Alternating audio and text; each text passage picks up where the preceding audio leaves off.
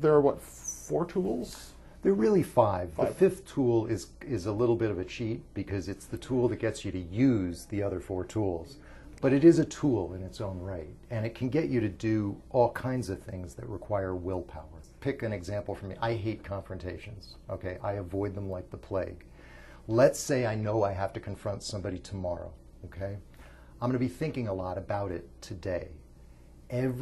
Worrying about it, basically. Every time I think about it, every time it just even comes into my consciousness, I'm going to use the tool. Now, the tool has 3 steps to it, but before I get to the 3 steps, you have to do a little bit of prep work. And the prep work is, I imagine what the confrontation is going to feel like. For me, there's like a lot of anxiety mixed with anger that I'm afraid will get out of control, and so I feel like I have to keep a lid on it, and that's kind of a description of the pain. I don't care about the description. I want to actually experience the pain inside of me, and then what I want to do is push it out in front of me and visualize it as a cloud. It's a dark cloud that I'm going to push through. Now, why am I going to push through? Because I'm a masochist? No. Because I know that if I can push through that cloud enough times, then confrontations won't be such a big deal to me anymore. I won't even think about them so much. I'll just be able to do them or not do them, whatever. But it won't be such a big effing deal, okay? So once you can feel the pain and you can push it out in front of you and see this cloud, then you're ready to use the tool. And remember, I use it every single time I think about that confrontation I'm going to have tomorrow. The first step is I scream silently to myself, bring it on. Now, it's not the words that are important, it's the spirit of that, which is, I want it. I want that pain. Why do I want that pain? Again, because it stopped me in so many situations. I spent so much time worrying about confrontations rather than just having them, okay? So that's why I want it, and that feeling of desiring it moves me into the cloud. Now I'm in the center of the cloud. Now we're in the second step, and the second step is, I love this pain. Not because I'm a masochist, once again, but because love is the force that fully accepts the pain. When you say, I love something, you become one with the thing. And weirdly enough, you have to become one with pain in order to let go of the pain. What we do is stay on this side of it, and that's actually more painful. Okay? It's like a kid who has to have a shot and he's getting chased around the office by the doctor.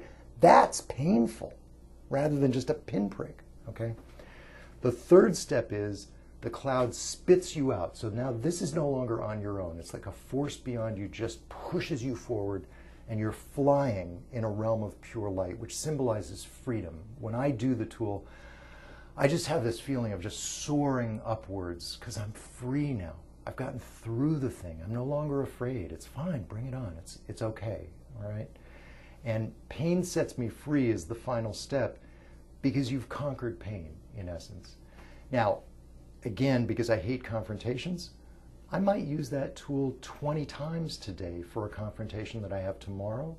And then during the confrontation, I'm also going to use the tool at various points when I start to feel scared again, or when I feel like I don't want to do this, or I wish I were somewhere else, or whatever. The tool works on a principle, and it's the principle of pain, which is we all think of pain as absolute. So when I think of a confrontation, I think that there's a certain amount of pain associated with that, and it's unalterable. But the truth is pain is relative, and it's relative specifically to the direction that you're moving in. If you move away from pain, it just gets bigger. That's the kid getting chased, you know, to get the shot. He's in much more pain than the kid who just sits there and gets a shot, okay? When you move toward pain, it diminishes.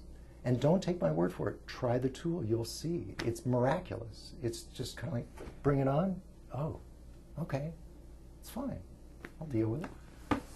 I'm looking forward to the Pro Tools version of this. You know, because I feel like I've just been introduced to something, and I feel like someone's handed me a really nifty tool for my toolbox, and I know how to do a few things with it. But there's more stuff I just know. There's a lot of stuff. Yeah. Yeah.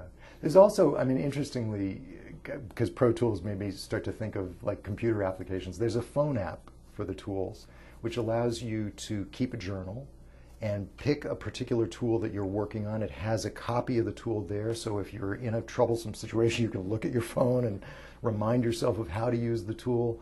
And it's got all kinds of interesting features that you can use to help you, because this is a very much of a hands-on kind of book. It's almost like a workbook, a manual, as opposed to a theoretical book on psychology. Now, and I like to call it the tools. It just feels like something I can pick up and I do, rather than sitting back on a couch and...